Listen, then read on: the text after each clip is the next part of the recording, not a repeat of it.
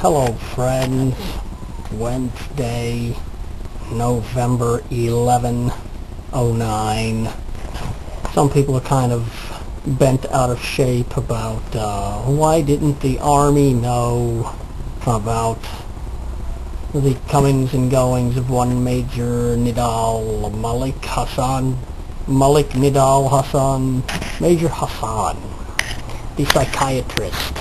Just remember, like it says in this here little book I suggest you read, other than the Bible, probably the most important book written by men that I have read, and I have read quite a few of them.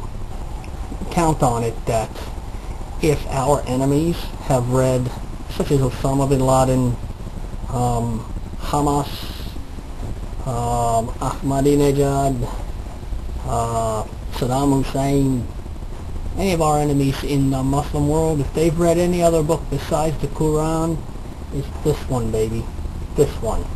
And you can see it by their tactics. There's a whole chapter in there on spies.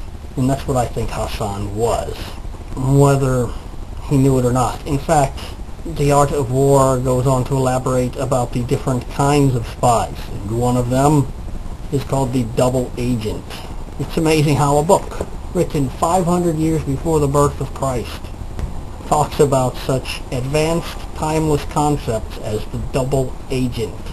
This man, excuse me, Major Hassan, I theorize, he was interning at, or practicing, whatever you want to call it, he was practicing psychiatry at Walter Reed Army Medical Center in Washington. And, you know, having the soldiers lay down in the long sofa and tell them all their troubles. He probably developed some kind of a theory where jihadis could commit crimes against the infidels, operating within the military as military men, or perhaps even in the civilian world. And if they survived their mission, they could possibly be diagnosed as mentally ill. I think that was I theorized that was a hypothesis he was developing, possibly had developed. We'll see how it works out for him, apparently, since he is still allegedly alive, although supposedly under heavy sedation. First it was a coma, now it's heavy sedation. I wish that secretly they were hiding him in some dungeon hanging by his thumbs, but one can dream, can't one?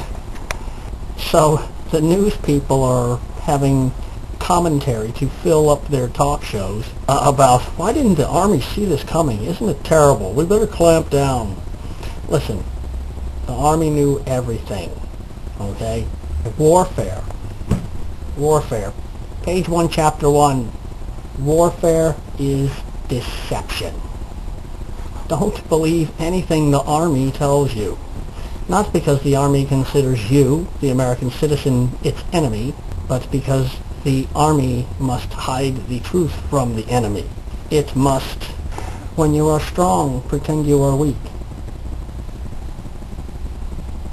When you are very orderly, act like there is disorder. So that's what I believe is happening right now. They're acting all confused because they don't want to blow the cover of Major Hassan, and they do not want to alarm any of his contacts in the Arab world or even in America. They want the contacts to go on believing that there's nothing to be afraid of, that they can carry out their plans and go about their business boldly and swiftly as ever. And, you know, don't let this be anything more than a speed bump, and just carry on, because the Army has some hot tips and they're following up on them. Whether or not Major Hassan was intending to be a spy for the Army, yes, he in his heart, in his mind, believed he was a jihadi, and he was probably, or most certainly, being watched by the military, and they were just stringing him along, giving him enough rope to hang himself.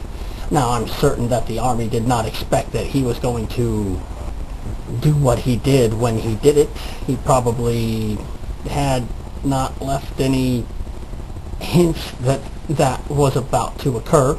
Of course, being an Arabic speaker, he was transferred from Walter Reed to Fort Hood for the express purpose of going overseas, for the most important purpose of establishing liaison with the local community, no doubt, and possibly continuing further performing for the Army as an unwitting double agent.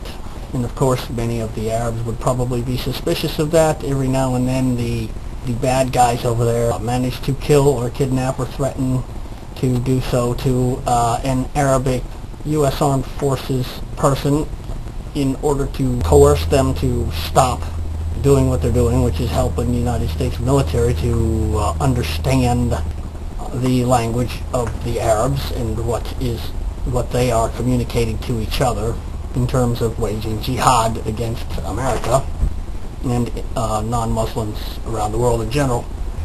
But that's just what Major Malik Nidal Hassan, that's exactly the situation that he did not want to find himself in, I surmise, and therefore ended up shooting up the joint, committing an act of war against his own country, or at least the country for which he had enlisted to fight. So yeah, that's where I am with all this. So don't fret about what's happening. This is one respect where I trust the Army, where I trust the military, I trust even the comrade-in-chief, the magnificence, the unifier, Barack Hussein Obama. May there someday be a large boulevard named after him in every town and city in America, or shall we call it Obama Land.